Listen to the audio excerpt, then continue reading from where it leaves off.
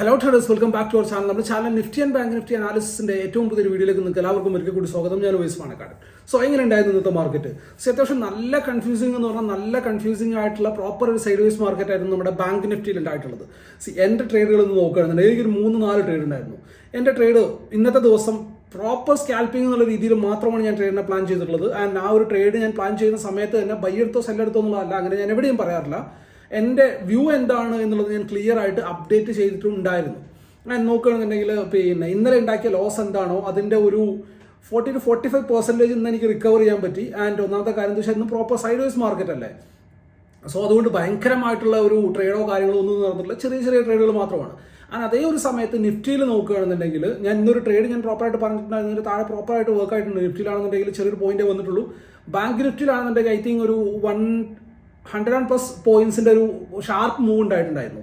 ആ ഒരു മൂവിൽ തന്നെ അത്യാവശ്യം നല്ല പ്രോഫിറ്റ് ഉണ്ടാക്കാൻ പറ്റുന്ന ഒരു മൂവ് അവിടെ ഉണ്ടായിട്ടുണ്ട് എന്നുള്ളതാണ് റിയാലിറ്റി. ആൻഡ് നിഫ്റ്റിയിൽ നോക്കുകയാണെന്നുണ്ടെങ്കിൽ നിഫ്റ്റി ഒരൊറ്റ സമയത്ത് പോലും വീക്ക് ആവാൻ ശ്രമിച്ചിട്ടുള്ള ഹയർ ഹൈസ് ഉണ്ടാക്കിയിട്ട് മുകളിലേക്ക് പോയിക്കൊണ്ടിരിക്കുകയായിരുന്നു. ബാങ്ക് നിഫ്റ്റി നോക്കുകയാണെന്നുണ്ടെങ്കിൽ പ്രോപ്പർ സൈഡ് വൈസ് ആയിരുന്നു. ഇനി നാളത്തേക്ക് എന്ത് എന്ന് ചോദിക്കുന്നതിന് മുമ്പ് തന്നെ നമുക്ക് അറിയാവുന്ന ഒരു കാര്യമുണ്ട്. മാർക്കറ്റിൽ കുറച്ച് ദിവസമായിട്ട് ബാങ്ക് നിഫ്റ്റിയുടെ കേസ് നോക്കുകയാണെന്നുണ്ടെങ്കിൽ കഴിഞ്ഞ ദിവസം ആ ഒരു സെല്ലിംഗ് ഉണ്ടായിട്ട്, ആ സെൽ ഓഫ് ഉണ്ടായിട്ട് ഒരു ദിവസം പോലും മാർക്കറ്റിന് പ്രോപ്പർ ആയിട്ടുള്ള സ്ട്രോങ് ക്ലോസ് കാണിക്കാൻ കഴിഞ്ഞിട്ടില്ല. ഒരു ന്യൂട്രൽ റേഞ്ച് തന്നെയാണ് മാർക്കറ്റ് ക്ലോസ് ചെയ്തിട്ടുള്ളത്. സോ നമുക്ക് ഒരു റേഞ്ച് എന്നുള്ളത് നമ്മൾ കൺസിഡർ ചെയ്യുന്നതിന് തൊട്ട് അതിൻ്റെ കൂട്ടത്തിൽ തന്നെ നമ്മൾ പറയേണ്ടത് പ്രീവിയസ്ലി ഉള്ള ട്രെൻഡ് എന്തായിരുന്നു എന്നുള്ളതാണ്. സോ പ്രീവിയസ്ലി ഉള്ള ട്രെൻഡ് ഓഫ് കോഴ്സ് സെല്ലിംഗ് ആണ്. സോ 46,000 എന്നുള്ള ലെവലിന്റെ മുകളിൽ മാർക്കറ്റ് ഡെയിലി ബേസിൽ ഒരു ക്യാൻഡിൽ ക്ലോസ് ചെയ്യുന്നത് വരെ അവിടെ നമുക്ക് അഗ്രസീവ് ആയിട്ടുള്ള ബൈയിങ് ട്രേഡിനെ കുറിച്ച് പ്ലാൻ ചെയ്യാൻ പറ്റില്ല എന്നുള്ളതാണ്. ഇൻട്രാഡേയിൽ കിട്ടുന്ന ചെറിയ മൊമെന്റുകൾ നമുക്ക് ട്രേഡ് ചെയ്യാം, ചെറിയ ചെറിയ ട്രേഡുകൾ നമുക്ക് പ്ലാൻ ചെയ്യാവുന്നേ ഉള്ളൂ. ആൻഡ് നിഫ്റ്റിയിൽ നോക്കുകയാണെന്നുണ്ടെങ്കിൽ ഇതിന് എക്സാക്ട് ഓപ്പോസിറ്റ് ആണ്. മാർക്കറ്റ് നല്ല ഒരു എപ്പോൾ പൊട്ടി വീഴുമെന്നറിയാത്ത ഒരു വെഡ്ജ് പാറ്റേൺ ഉണ്ടാക്കിയിട്ടാണ് നിഫ്റ്റി ഇന്ന് മൊത്തത്തിൽ ട്രാവൽ ചെയ്തിട്ടുള്ളത്. ബട്ട് അത് പൊട്ടിയിട്ടില്ല, മാർക്കറ്റ് ഹയർ ലെവൽ തന്നെ സസ്റ്റെയിൻ ചെയ്തിട്ടുമുണ്ട്. സോ ചെറിയൊരു കൺഫ്യൂഷൻ ബാങ്ക് നിഫ്റ്റി ആൻഡ് നിഫ്റ്റിനെ കോറിലേറ്റ് ചെയ്ത് വായിക്കാൻ നമുക്ക് പറ്റുന്നുണ്ട്. സോ നമുക്ക് എങ്ങനെയായിരിക്കണം നമ്മുടെ ട്രേഡ് പ്ലാനുകൾ ഉണ്ടാവേണ്ടത്? നാളെ ഓഫ് കോഴ്സ് നമ്മുടെ ബാങ്ക് നിഫ്റ്റിയുടെ എക്സ്പയറി ആണ്. ബാങ്ക് നിഫ്റ്റി നല്ലൊരു ടൈറ്റ് റേഞ്ചിലായതുകൊണ്ട് നല്ല ട്രേഡുകൾ അവിടെ ഉണ്ടാവാനുള്ള സാധ്യതയുണ്ട്.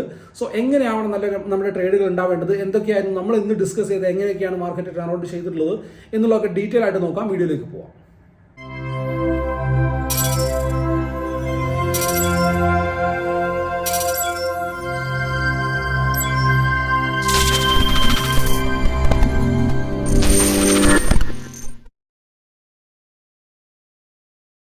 ഓക്കെ, നമ്മളിപ്പോൾ ഉള്ളത് ബാങ്ക് നിഫ്റ്റിയുടെ 5 മിനിറ്റ് ടൈം ഫ്രെയിം ചാർട്ടിലാണ്. പ്രീവിയസ്ലി നമ്മൾ ഇന്നലെ പറഞ്ഞിട്ടായിരുന്ന ലെവൽ ഈ ഒരു റേഞ്ച് ആയിരുന്നു. ഇതിനുള്ളിൽ നിന്ന് കുറച്ച് സമയം ട്രേഡ് ചെയ്തിട്ട് ബ്രേക്ക് ചെയ്യുകയാണെന്നുണ്ടെങ്കിൽ നമ്മൾ പറഞ്ഞു അല്ലേ.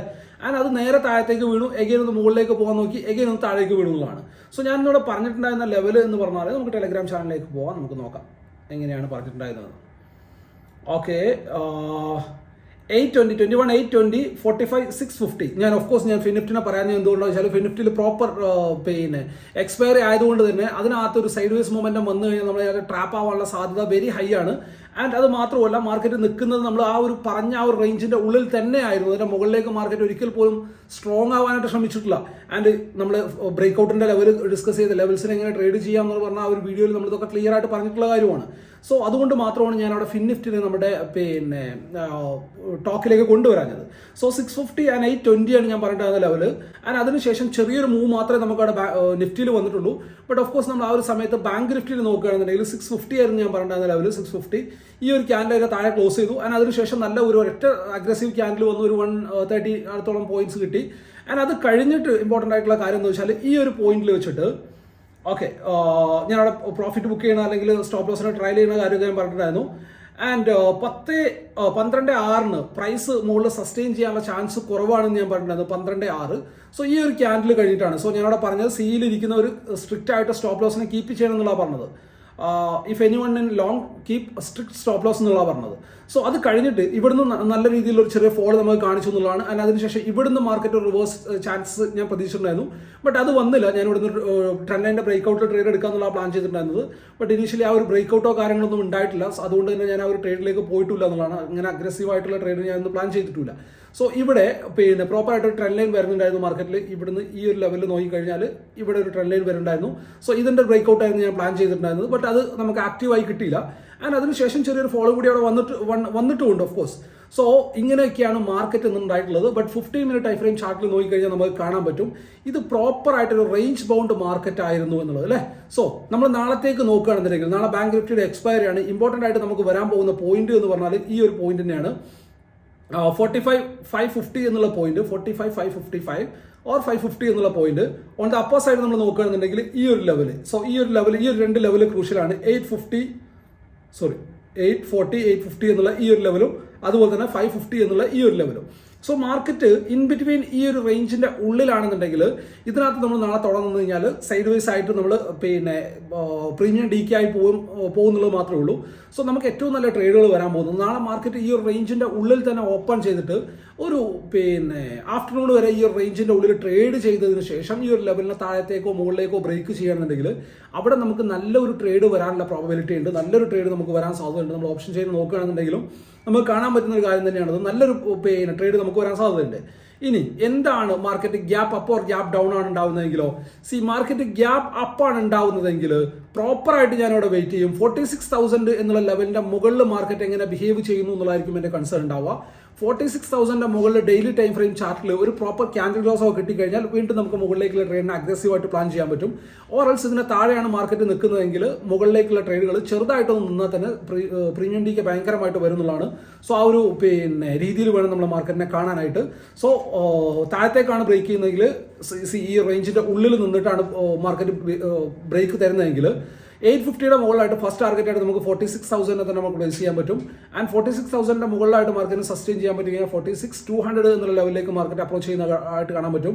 ആൻഡ് 550 എന്നുള്ള ലെവലിന്റെ താഴെ മാർക്കറ്റിന് സസ്റ്റെയിൻ ചെയ്യാൻ പറ്റിക്കഴിഞ്ഞാൽ ഇവിടെ ചെറിയൊരു റേഞ്ച് മാർക്കറ്റ് ക്രിയേറ്റ് ചെയ്യാനുള്ള സാധ്യതയുണ്ട്. ബട്ട് എന്നാലും സ്ലോ ആൻഡ് സ്റ്റഡി മാർക്കറ്റ് 200 എന്നുള്ള ലെവലിലേക്കൊക്കെ അപ്രോച്ച് ചെയ്യുന്നതായിട്ട് നമുക്ക് കാണാൻ പറ്റും. സോ അങ്ങനെയാണെന്നുണ്ടെങ്കിൽ നാളെ എക്സ്പയർ തന്നെ ആയതുകൊണ്ട് ഇവിടെ നിന്നിട്ട് ഈ ഒരു ബ്രേക്ക് ഉണ്ടാവുന്നത് 12:30ക്ക് ശേഷമാണ് എന്നുണ്ടെങ്കിൽ അധികമൊന്നും സമയമൊന്നും എടുക്കാണ്ട് മാർക്കറ്റ് ഈ ഒരു ലെവലിനെ അപ്രോച്ച് ചെയ്യും. അതല്ല അതിന് മുമ്പാണെന്നുണ്ടെങ്കിൽ മാർക്കറ്റിൽ ഇതിനകത്ത് ഒരു ചെറിയൊരു പ്രീമിയം ഡിക്കേക്കുള്ള സാധ്യതയുണ്ട്. സോ ആ ഒരു ലെവലിൽ നിങ്ങൾ പ്രോപ്പറായിട്ട് വാച്ച് ചെയ്യണം എന്നുള്ളതാണ്. ഇനി ഭയങ്കരമായിട്ടുള്ള ഗ്യാപ്പ് ഡൗൺ ഒക്കെയാണ് ഉണ്ടാവുന്നതെങ്കിൽ ഇവിടുന്ന് ചെറിയൊരു അഗ്രസീവ് ആയിട്ടുള്ള പുഷ് മുകളിലേക്ക് ഉണ്ടാവും. അതിനുശേഷം മാർക്കറ്റിൽ പിന്നെ മുകളിലേക്കുള്ള ഈ ലെവൽസ് എല്ലാം തന്നെ ഹഡിൽസ് ആയിട്ട് ആക്ട് ചെയ്യും. ആൻഡ് അവിടുന്ന് മാർക്കറ്റ് മുകളിലേക്ക് ഫാസ്റ്റായിട്ട് കയറി പോകുന്ന കാര്യത്തിനെ കുറിച്ച് എനിക്ക് എന്തായാലും ഒരു വ്യൂ ഇല്ല എന്നുള്ളതാണ്. ആ സമയത്ത് പ്രോപ്പർ ആയിട്ടുള്ള പ്രൈസ് ആക്ഷൻ കിട്ടുകയാണെന്നുണ്ടെങ്കിൽ നമുക്ക് മുകളിലേക്കുള്ള ട്രെയിനിനെ പ്ലാൻ ചെയ്യാം. ഇല്ലാന്നുണ്ടെങ്കിൽ അടങ്ങിയിരിക്കുക ഓറൽസ് താഴത്തേക്കുള്ള ട്രെയിനിനെ തന്നെ പ്ലാൻ ചെയ്യുക എന്നതായിരിക്കും ഏറ്റവും നല്ലൊരു സ്ട്രാറ്റജി എന്ന് പറയുന്നത് നാളത്തേക്ക്. ആൻഡ് നിഫ്റ്റിയിൽ നോക്കുകയാണെന്നുണ്ടെങ്കിൽ ഞാൻ എന്താണ് പറഞ്ഞ ഒരു വെഡ്ജ് പാറ്റേൺ എന്ന് പറഞ്ഞാൽ അത് ലാസ്റ്റ് വരെ മാർക്കറ്റ് ബ്രേക്ക് ചെയ്യാണ്ട് മുകളിലേക്ക് കൊണ്ടുപോകുന്നതായിട്ട് നമുക്ക് കാണാൻ പറ്റി. സോ അസഫ്ന ഞാൻ ഈ ഒരു ലെവൽ ആ ഒരു വെഡ്ജ് പാറ്റേൺ തന്നെ അവിടെ നിർത്തുന്നുണ്ട്. സോ 21,880 എന്നുള്ള ലെവലിനെയാണ് ഞാൻ ഇവിടെ വാച്ച് ചെയ്യുന്നത്. 21,880. ആൻഡ് അതുപോലെ തന്നെ ഞാൻ അപ്പർ സൈഡിലേക്ക് വാച്ച് ചെയ്യാൻ പോകുന്ന പോയിന്റ് എന്ന് പറഞ്ഞാൽ 21,960 എന്നുള്ള ലെവലും കൂടിയാണ്. 21,960. സോ ഈ ഒരു രണ്ട് ലെവലിനെ വാച്ച് ചെയ്യുക. ഈ ഒരു ലെവലിന്റെ താഴെ മുകളിലായിട്ട് നാളെ മൊമെന്റം ഉണ്ടാവുക. സോ ഈ ഒരു റേഞ്ചിന്റെ ഉള്ളിൽ മാർക്കറ്റ് ഓപ്പൺ ചെയ്തിട്ട് ഈ ഒരു ലെവലിനെ മുകളിലേക്ക് ബ്രേക്ക് ചെയ്ത് കഴിഞ്ഞാൽ താഴത്തേക്ക് ബ്രേക്ക് ചെയ്ത് കഴിഞ്ഞാൽ നല്ലൊരു മൊമെന്റം ഉണ്ടാവാൻ സാധ്യതയുണ്ട്. കാരണം ഈ ഒരു റേഞ്ചിൽ OI ചാർട്ട് എടുത്ത് നോക്കുമ്പോൾ നല്ല രീതിയിലുള്ള ബിൽഡിംഗ് അവിടെ കാണാൻ പറ്റുന്നുണ്ട്. നാളെ ബാങ്ക് നിഫ്റ്റിയുടെ എക്സ്പയറി ആയതുകൊണ്ട് തന്നെയാണ് ഞാൻ ഓപ്ഷൻ ചെയ്യുന്നത് ജസ്റ്റ് ഒന്ന് വാച്ച് ചെയ്തത്. സോ നല്ല രീതിയിലുള്ള ഒരു ബിൽഡപ്പ് ഇവിടെ കാണാൻ പറ്റുന്നുണ്ട്. ആൻഡ് അതുപോലെ തന്നെ താഴത്തേക്കുള്ള ഈ ലെവൽസിലൊക്കെ കാണാൻ പറ്റുന്നുണ്ട്. സോ മാർക്കറ്റ് ഈ ഒരു റേഞ്ചിൽ നിന്നിട്ട് ബ്രേക്ക് ചെയ്തിട്ട് മുകളിലേക്ക് ബ്രേക്ക് ചെയ്യുകയാണെന്നുണ്ടെങ്കിൽ 950 അതുപോലെ തന്നെ 22,000 ആൾക്കാരൊക്കെ റിസ്കിലേക്ക് വരാൻ സാധ്യതയുണ്ട്. ഇവിടുന്ന് ബ്രേക്ക് ആകുമ്പോൾ തന്നെ മുകളിലുള്ള ആൾക്കാരൊക്കെ റിസ്കിലേക്ക് വരാൻ സാധ്യതയുണ്ട്.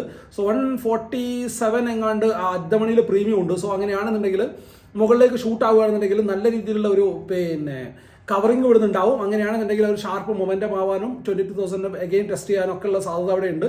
സോ ആ ഒരു ലെവലിനെല്ലാം തന്നെ നമ്മൾ ഇമ്പോർട്ടൻ്റ് ആയിട്ട് വാച്ച് ചെയ്യണം എന്നുള്ളതാണ്. സോ വാട്ട് ഇഫ് മാർക്കറ്റ് ഈ ഒരു 950 എന്നുള്ള ലെവലിനെ മുകളിലേക്കാണ് ബ്രേക്ക് ചെയ്യുന്നതെങ്കിലോ 950 എന്നുള്ള ലെവലിനെ മുകളിലേക്ക് മാർക്കറ്റ് ബ്രേക്ക് ചെയ്ത് കഴിഞ്ഞാൽ സ്ട്രോങ് ക്യാൻഡിൽസ് ഒക്കെയാണ് വെച്ച് ബ്രേക്ക് ചെയ്യുന്നതെങ്കിൽ നിങ്ങൾക്ക് പ്രോപ്പറായിട്ട് 22,080 എന്നുള്ള ലെവലൊക്കെ ടാർഗറ്റ് ആയിട്ട് വരുന്നതായിട്ട് കാണാൻ പറ്റും. സോ നല്ലൊരു പുഷായിരിക്കും മുകളിലേക്ക് ഉണ്ടാവുക. സോ ആ ഒരു ലെവലിനൊക്കെ നമുക്ക് വാച്ച് ചെയ്യാൻ പറ്റും. ആൻഡ് ഈ ലെവലിനെ താഴത്തേക്കാണ് ബ്രേക്ക് ചെയ്യുന്നതെങ്കിൽ ഫസ്റ്റ് ഹെഡിലായിട്ട് വരാൻ പോകുന്നത് 820 എന്നുള്ള ഈ ഒരു ലെവലിനാണ്.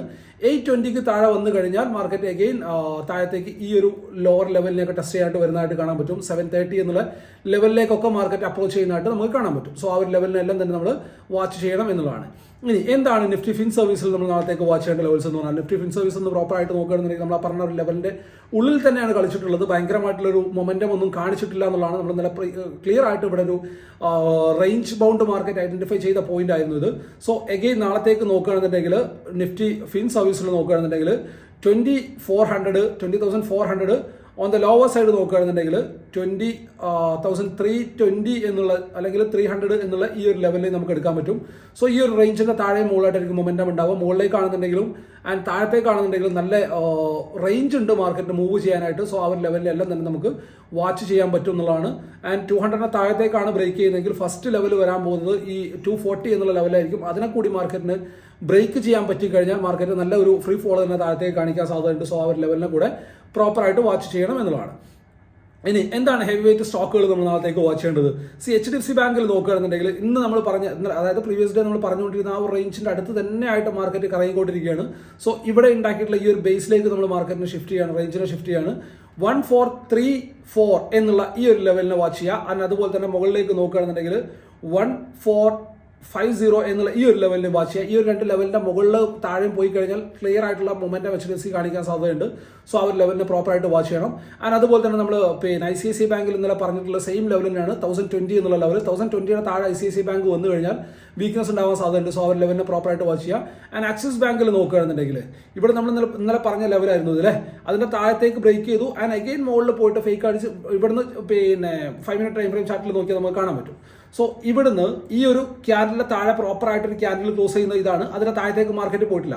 എഗെയിൻ മുകളിൽ പോയിട്ട് എപ്പോഴാണോ ഇതിനെ ബ്രേക്ക് ചെയ്തത് അവിടെ ഒരു മൊമെന്റം കാണിച്ചു. എഗെയിൻ മുകളിലേക്ക് പോകാൻ ശ്രമിച്ചു. എഗെയിൻ താഴത്തേക്ക് വന്നു. അവിടുന്ന് വീണ്ടും നല്ലൊരു മൊമെന്റം താഴത്തേക്ക് കാണിച്ചിട്ടുണ്ട്. സോ ഇൻട്രാഡേയിൽ നിങ്ങൾ ഈ സ്റ്റോക്കിനെ വാച്ച് ചെയ്യുന്നുണ്ടെന്നുണ്ടെങ്കിൽ നല്ലൊരു മൊമെന്റം നമുക്ക് അവിടെ കിട്ടിയിട്ടുണ്ടാവും. സോ ആക്സിസ് ബാങ്കിൽ നാളത്തേക്ക് നമ്മൾ വാച്ച് ചെയ്യേണ്ട ലെവൽസ് എന്ന് പറഞ്ഞാൽ ഇമ്പോർട്ടന്റ് ആയിട്ടുള്ള ലെവൽ 1060 തന്നെയാണ്. 1060 താഴെയാണ് ആക്സിസ് ബാങ്ക് ട്രേഡ് ചെയ്യുന്നതെങ്കിൽ ഓവർ പോസിറ്റീവ് അതിനകത്ത് ആവാണ്ടിരിക്കുക എന്നുള്ളതാണ്. ആൻഡ് അതുപോലെ തന്നെ കൊട്ടക് മഹീന്ദ്ര ബാങ്കിൽ നോക്കുകയാണെന്നുണ്ടെങ്കിൽ ഈ ഒരു പോയിന്റിൽ നമ്മൾ പറഞ്ഞ ആ ഒരു ട്രേഡ് 10 o'clock തന്നെ ആക്റ്റീവ് ആയിട്ടുണ്ട്. അതിനകത്ത് പ്രോപ്പർ ആയിട്ടുള്ള ഒരു മൊമെന്റം നമുക്ക് കിട്ടിയിട്ടുണ്ട്. നല്ല രീതിയിൽ മാർക്കറ്റ് ഒരു 10-15 പോയിന്റ് മാർക്കറ്റ് ഡയറക്ഷണൽ മൂവ് തന്നെ കാണിച്ചിട്ടുണ്ട്. ആൻഡ് നാളത്തേക്ക് നോക്കേണ്ടത് സെയിം ആ ഒരു ലെവൽ തന്നെയാണ്. ഈ ഒരു ലെവലിന്റെ താഴെയാണെന്നുണ്ടെങ്കിൽ സെയിം നെഗറ്റീവ് സിനാരിയോ തന്നെ ആയിരിക്കും ഉണ്ടാവുക. 1800 താഴെയായിട്ട് 1800 മുകളിൽ പോയി കഴിഞ്ഞാൽ മാത്രമേ കൊട്ടക് ബാങ്കിൽ ഒരു പോസിറ്റിവിറ്റി ഉണ്ടാവുകയുള്ളൂ. സോ ആ ഒരു ലെവലിനെ പ്രോപ്പറായിട്ട് വാച്ച് ചെയ്യേണ്ടതുണ്ട്. ആൻഡ് അതുപോലെ തന്നെ നിഫ്റ്റിനെ അന്ന് മൊത്തത്തിൽ കൺട്രോൾ ചെയ്തിട്ടുള്ളത് ഓഫ് കോഴ്സ് IT സെക്ടേഴ്സ് തന്നെയാണ്. IT സെക്ടേഴ്സ് മാത്രമാണ് അവരെ ഹയർ ലെവലിൽ പിടിച്ച് നിർത്തിയിട്ടുള്ളത്. സോ ആസ് ഓഫ് നമുക്ക് വാച്ച് ചെയ്യേണ്ട ലെവൽ എന്ന് പറഞ്ഞാൽ TCS ഇൻഫീൽ നമ്മൾ വാച്ച് ചെയ്യേണ്ടത് 1715 എന്നുള്ള ലെവലാണ്. 1715 താഴെ വന്നു കഴിഞ്ഞാൽ ഒരു പ്രോഫിറ്റ് ബുക്കിംഗ് ഉണ്ടാവാൻ സാധ്യതയുണ്ട്. ആൻഡ് അതുപോലെ തന്നെ TCSൽ നോക്കുകയാണെന്നുണ്ടെങ്കിൽ ഈ ഒരു ലെവലിൽ നമുക്ക് മുകളിലേക്ക് ഒന്ന് എക്സ്റ്റെൻഡ് ചെയ്യാം. ഈ ഒരു ലെവൽ 4080 എന്നുള്ള ലെവൽ 4080 താഴെ വന്നു കഴിഞ്ഞാൽ എങ്ങനെ ഒരു വീക്ക്നസ് ഉണ്ടാവാൻ സാധ്യതയുണ്ട്. സോ ആ ഒരു ലെവലിനെ പ്രോപ്പറായിട്ട് വാച്ച് ചെയ്യണം. ആൻഡ് അതുപോലെ തന്നെ റിലയൻസിൽ നോക്കുകയാണെന്നുണ്ടെങ്കിൽ ഇൻട്രസ്റ്റിംഗ് ആയിട്ട് റിലയൻസ് ഇന്ന് ലോവർ ലോസ് തന്നെ കണ്ടിന്യൂസ് ആക്കി ഉണ്ടായിക്കൊണ്ടിരിക്കുകയായിരുന്നു. വലിയൊരു റേഞ്ച് ഒന്നും ബ്രേക്ക് തന്നിട്ടില്ല, എന്നാലും താഴത്തേക്ക് തന്നെയായിരുന്നു മൊമെന്റം ഉണ്ടായിരുന്നത്. സോ എഗെയിൻ നമ്മൾ നാളത്തേക്ക് നോക്കുകയാണെന്നുണ്ടെങ്കിൽ ഇവിടെ നമുക്ക് 2880 എന്നുള്ള ലെവലിൽ നമുക്ക് വാച്ച് ചെയ്യാം. 2880 താഴെയാണ് റിലയൻസ് നിൽക്കുന്നതെങ്കിൽ ഓവർ അഗ്രസീവ് ആയിട്ട് റിലയൻസിൽ ലോങ് ട്രേഡുകളെ പ്ലാൻ ചെയ്യാണ്ടിരിക്കുക എന്നതാണ്. സോ അനാലിസും കാര്യങ്ങളൊക്കെ നിങ്ങൾക്ക് എല്ലാവർക്കും വ്യക്തമായിട്ട് മനസ്സിലായിട്ടുണ്ട് ഞാൻ വിശ്വസിക്കുകയാണ്. വീഡിയോ നിങ്ങൾക്ക് യൂസ്ഫുൾ ആയിട്ടുണ്ടെന്ന് വിശ്വസിക്കുകയാണ്. വീഡിയോ യൂസ്ഫുൾ ആയിട്ടുണ്ടെങ്കിൽ വീഡിയോ മറക്കാതെ ലൈക്കുക. നിങ്ങളുടെ അഭിപ്രായങ്ങളും നിർദ്ദേശവും താഴെ കമന്റ് ബോക്സിൽ അറിയിക്കുക. ആൻഡ് അതുപോലെ തന്നെ അക്കൗണ്ട് ഓപ്പൺ ചെയ്യണമെന്നുണ്ടെങ്കിൽ ലിങ്ക് ഡിസ്ക്രിപ്ഷൻ ബോക്സിൽ ഇരിക്കുന്നുണ്ട്. ആൻഡ് ടെലഗ്രാം ഗ്രൂപ്പിൽ ആർക്കെങ്കിലും ജോയിൻ ചെയ്യണമെന്നുണ്ടെങ്കിൽ അതിൻ്റെ ലിങ്കും ഡിസ്ക്രിപ്ഷൻ ബോക്സിൽ ഇരിക്കുന്നുണ്ട്. ചുമ്മാ പോയിട്ട് സെർച്ച് ചെയ്ത് കഴിഞ്ഞാൽ ഫേക്ക് ഗ്രൂപ്പിലേക്കായിരിക്കും ജോയിൻ ആവാൻ പോകുന്നത്. സോ ലിങ്ക് ഡിസ്ക്രിപ്ഷൻ ബോക്സിൽ ഇരിക്കുന്നുണ്ട്. അവിടെ നിങ്ങൾക്ക് അതിനകത്ത് വേണമെങ്കിൽ ജോയിൻ ചെയ്യാവുന്നതാണ്. അപ്പോൾ ഇതുപോലെയുള്ള യൂസ്ഫുൾ ആയിട്ടുള്ള വീഡിയോസുമായിട്ട് അടുത്ത ദിവസം വീണ്ടും കാണാം. ബൈ.